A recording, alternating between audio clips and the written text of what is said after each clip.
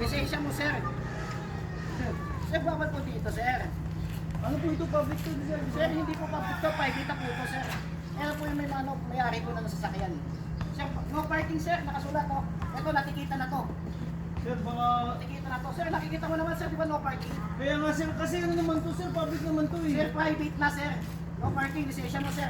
Sir, hindi naman pwede yan. Huwag naman ngayon. Ano, para naman kayo... Ano to? Sir, sumusunod lang din ako sa policy dito. Anong sumusunod, sir? Makikisuyo na lang, sir. Sir, Lisensya public na lang. to, sir, eh. Sir, private na po to, sir. Sir, bakit mo kukunin yung lisensya ko? Sir, okay na lang. Dami ka pa sinasabi. Lisensya, lisensya. Sir, hindi naman pwede yun. Mali yata yung ginagawa niyo. Sir, nakita mo lang no parking. Pumasok ka dito, no parking. Di ba? Nakasulat, no parking. Bakit pinagpipilitan mo kaya? Kaya kaya lisensya mo. Sir, nag-ano lang ako to, sir. Alis na lang ako. Bakit mo papaano ng lisensya? Sir, huwag ka malaalis. Huwag ka malaalis. Hindi naman ano, wala Eh, naman. pag pag wala ako, magpapark ka na naman. Eto, itong motor na to. Nahuli na to.